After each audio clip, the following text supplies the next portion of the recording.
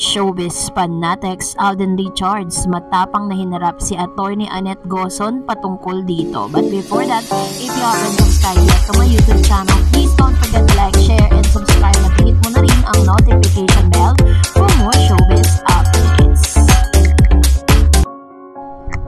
Of course, bago tayo magpatuloy sa ating updates for today's video, nais ko po muna of course magpasalamat sa lahat ng mga legit viewers, subscribers, mga supporters po natin dito po sa ating channel. Maraming salamat po. And for today's video, hanggang sa ngayon ay hindi pa rin tinatantanan ng mga issue itong si Mr. Alden Richards, lalo na't ngayon na lagi po siyang present sa mga media con, yung media conference, sa mga interview, dahil po sa kanyang pinopromote na panibagong teleseryeng Pulang Araw.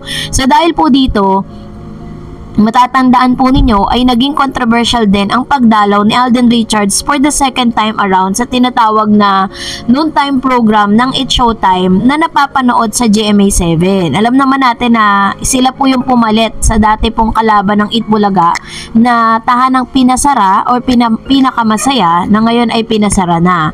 So dahil po dito ay hindi po talaga matahimik ang ilang mga bashers, kaya naman nagsalita na si Alden patungkol dito. Panoorin natin ito.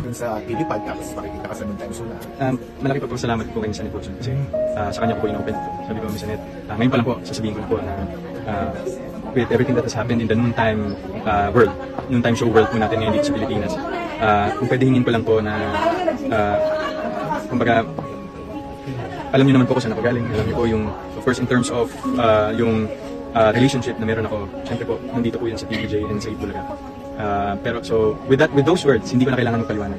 So but let me clarify lang po na not necessarily means hindi po ako magiging regular or guest with this noontime shows, is hindi po ako pwedeng mag-promo ng shows na meron po ako under GMA. So if it's about promo, okay po. Pero as a guest and a regular host, baka hindi po muna. Kasi first, yung puso ko po is kaya walang pagbabawal sa'yo na ikaw binabanggit-banggit mo ang Itbulaga kanina eh. Opo, wala. Parang alam naman nila. Yes po, they know, and it's a matter of fact. Ano inahin na sila bago ka i-offer na mag-guest sa It's Showtime or in-offer ka na mag-guest? Na-offer po. Ayoko po kasi magmagaling kaya hindi po ako nangunguna sa ganyan eh. So, naghintay lang po ako. Tahimik lang po ako all throughout the issue. Hindi po ako nakisawsaw. Pero by the time po talaga kasi natanong ako about yung loyalty ko sa, not naman loyalty, but may relationship with TVJ. Siyempre, sinabi ko po yung piece ko na hindi man po ako plastic eh. Hindi ko pwedeng sabihin na wala kaming pinagsamaan ng Dabber Cats before. Hindi ko pwedeng sabihin na dahil wala na sila sa GMA is hindi na ako, kumbaga, I let go of the things that we have shared all throughout those 7 years. Hypocrite naman po ako siguro kung gano'n ako, di ba? So, sinabi ko lang po yung ibang noontime shows nasa GTV sa GMA. Kasi ano siya magiging malaking issue yun na, kumbaga, hindi ka nga pwede dun sa TV pad tapos makikita ka sa noontime show na.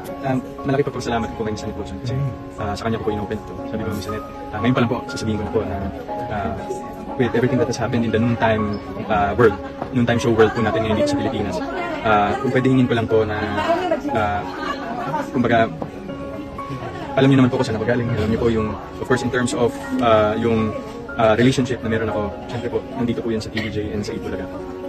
Pero so with those words, hindi ko na kailangan magpaliwanag.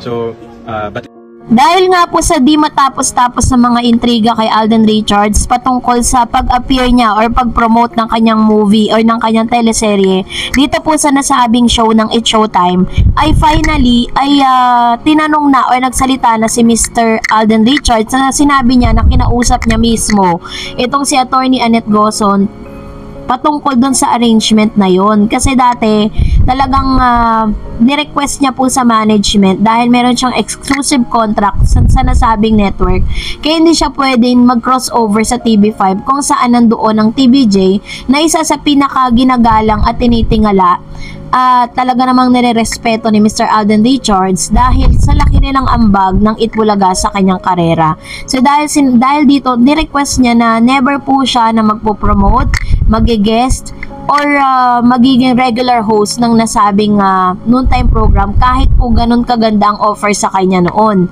So dahil po dito ay pinaliwanag ni Alden Richards na dahil 'di ba hindi na po yun yung, kasi nagkaroon po ng legal battles kasi dati yun eh. Ang ginagamit nila yung title na Itbulaga tapos ang TVJ ang gamit ang EAT. Nagkaroon ng legal battle. Syempre yung puso ni Alden ay nasa TVJ kahit po sila ay nagpaalam na sa GMA. So, nilinaw niya po yun na wala pong pag-disrespect na nagaganap At still, kahit saan pa man daw di umano naroroon, kasi yung kabuuan ng interview na yan, sinabi ni Alden Richards na ganun pa rin kung paano niya nare-respeto ang TVJ noon, hanggang sa ngayon ganun pa din. Kaya po talagang siya po mismo ang nakipag-usap kay Miss Attorney Annette Gozon patungkol sa bagay na yun. Kaya nakikita pa rin natin siya na nakapag-promote siya sa It's Showtime na umiere sa GMA. Kasi hindi naman po talaga yun yung parang nang aagaw ng title ng Itbulaga So siguro po kung matalino po kayo at naiintindihan nyo yung issue, hindi na po kayo magko-comment ng mga bad comments, kasi yung mga bashers ni Alden talagang hindi siya tinitigilan dahil lagi siyang tinatawag na wala daw utang na loob si Alden sa Itbulaga, at lagi daw sa It's Showtime siya nag-guess. Never daw siyang tumungtong dito po sa nasabing Itbulaga. So, this time, binasag na ni Alden Richards ang katahimikan niya patungkol dyan. Para at least manahimik na rin at mabusalan na rin ang ilan sa mga bashers na patuloy siyang hinihila pababa. And for that, narito naman ang ilan sa mga komentong napili natin mula naman sa ating mga legit na nagmamahal at sumusubaybay sa mga videos natin. Unahin po natin ang isang viewers natin. Sabi niya, tama, gumagawa sila ng kung ano-ano kasi naiinggit silang lahat. Sana karmahin kayong lahat na gumagawa ng masama. Basta cut din, God bless you both, ingat palagi. True. Diba? Parang just to make fabricated stories, gumagawa sila ng mga bagay na ikasisira ng isang artista. Hindi ko lang alam kung ano pong mapapala nila pag ganun, lalo na sa mga bashers, diba? Na walang tigil ng kakasabi ng kung ano-ano, no? Kung kaka-comment ng mga bagay na akala mo naman talaga ikakayaman nila yon. Sabi ni Miss Virgie Pamposa, grabe naman ang paninira nila kay Miss Catherine. Hindi talaga tantanan si Miss Catherine. Siguro nga Katniel fans hindi sila makamove on kasi gusto pa nila na magkabalikan. Kung ako si Miss Catherine, hindi ako babalik. Hindi ko babalikan si Daniel kasi lolokohin ka pa rin. God bless you both, Kat Den forever. Thanks Ma'am Dar sa mga update mo. Ikaw lang ang nagsasabi ng totoo about Miss Catherine and Alden. God bless. Thank you po Ma'am Virgie Pamposa sa inyo pong laging panonood at pagbigay ng inyong mga komento, at of course salamat po sa inyong pagtitiwala, and salamat din po sa inyong suportang ibinibigay para kay Catherine at kay Alden Richards. Sabi nga, kapit lang, malapit-lapit na tayo sa finals, no? Hanggat hindi pa po umaamin at hindi pa po isinasa publiko, at mas marami pang mga magagandang mangyayari kay Catherine at kay Alden, lalo na kapag nasa Canada na sila, mas marami tayong mga updates na ihahatid sa inyo. Grabe po kasi yung paghahandang ginagawa nila ngayon just to make sure na maibigay nila yung pinaka-best movie, no? Kasi ang taas ng expectation ng marami.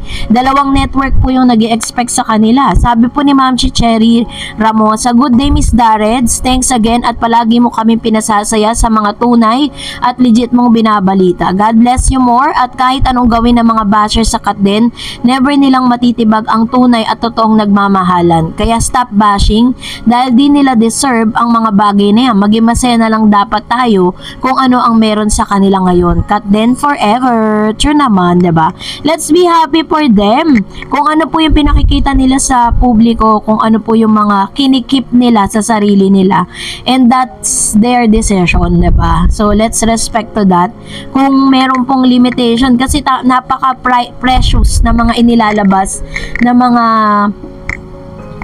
photos and videos together ni Alden at ni Miss Catherine. Kaya talagang very precious yan sa mga Katden fans dahil hindi parang merong limitation, tas pag lumabas sobrang saya nating lahat kasi talagang totoo.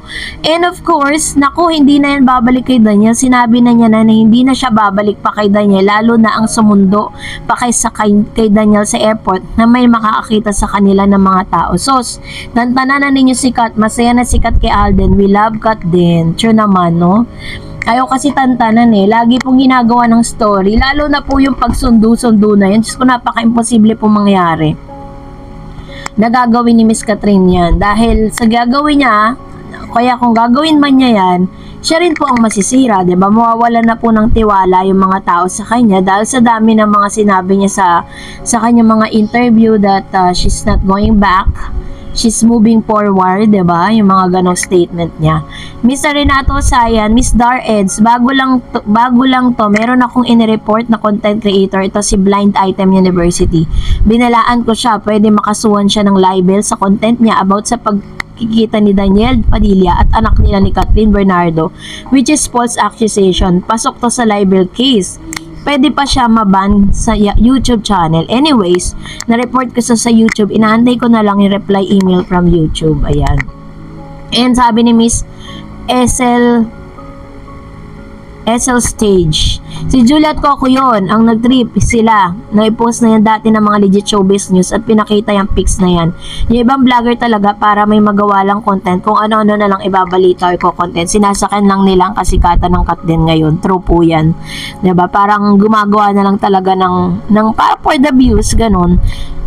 And Miss Maria Lourdes Coronation, ako syempre gusto namin yan, nasabay silang aalis sana pa Canada, kaso may GMA Gala Night at sana si Miss Kat ang nasa tabi niya sa red carpet.